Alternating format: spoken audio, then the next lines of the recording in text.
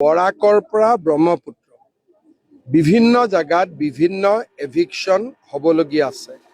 29 লাখ বিঘা মাটি বেদখলকাৰীৰ কবলত আছে। কিন্তু একেদিনাই সকলো কাম কৰিব নোৱাৰি।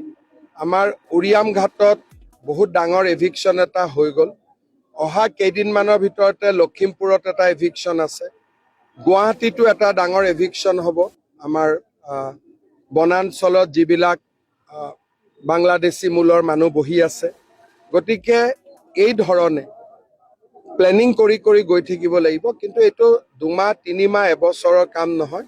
5-6 বছৰ লাগি থাকিলেহে গোটেই মাটিখিনি মুক্ত হ'ব। বৰাকৰ পৰা ব্ৰহ্মপুত্ৰ বিভিন্ন জাগাত বিভিন্ন এভিকশন হ'বলগীয়া আছে।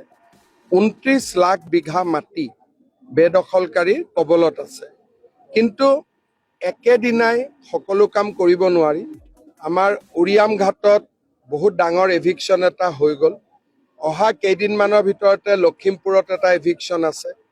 গুৱাহাটীতো এটা ডাঙৰ এভিকশন হ'ব। আমাৰ বনাঞ্চলত যিবিলাক বাংলাদেশী মূলৰ মানুহ বহি আছে।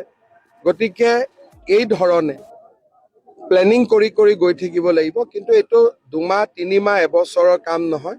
5-6 বছৰ লাগি থাকিলেহে গোটেই মাটিখিনি মুক্ত হ'ব। বৰাকৰ পৰা ব্ৰহ্মপুত্ৰ বিভিন্ন জাগাত বিভিন্ন এভিকশন হ'বলগীয়া আছে। 29 লাখ বিঘা মাটি বেদখলকাৰীৰ কবলত আছে।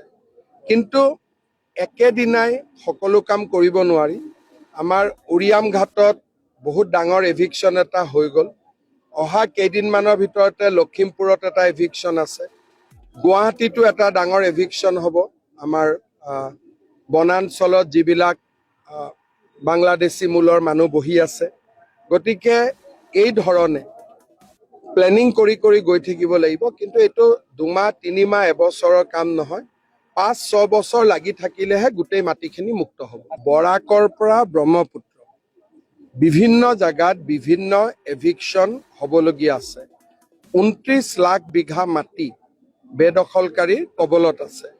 কিন্তু একেদিনাই সকলো কাম কৰিব নোৱাৰি। আমাৰ উৰিয়াম ঘাটত বহুত ডাঙৰ এভিকশন এটা হৈ গ'ল। অহা কেইদিনমানৰ ভিতৰতে লখিমপুৰত এটা এভিকশন আছে। গুৱাহাটীতো এটা ডাঙৰ এভিকশন হ'ব। আমাৰ বনাঞ্চলত যিবিলাক বাংলাদেশী মূলৰ মানুহ বহি আছে। গতিকে এই ধৰণে প্লেনিং কৰি গৈ থাকিব লাগিব। কিন্তু এইটো 2 মাহ 3 মাহ এবছৰৰ কাম নহয়। 5-6 বছৰ লাগি থাকিলেহে গোটেই মাটিখিনি মুক্ত হ'ব। বৰাকৰ পৰা ব্ৰহ্মপুত্ৰ বিভিন্ন জাগাত বিভিন্ন এভিকশন হ'বলগীয়া আছে। 29 লাখ বিঘা মাটি বেদখলকাৰীৰ কবলত আছে। কিন্তু একেদিনাই সকলো কাম কৰিব নোৱাৰি। আমাৰ উৰিয়াম ঘাটত বহুত ডাঙৰ এভিকশন এটা হৈ গ'ল। অহা কেইদিনমানৰ ভিতৰতে লখিমপুৰত এটা এভিকশন আছে। গুৱাহাটীতো এটা ডাঙৰ এভিকশন হ'ব। আমাৰ বনাঞ্চলত যিবিলাক বাংলাদেশী মূলৰ মানুহ বহি আছে।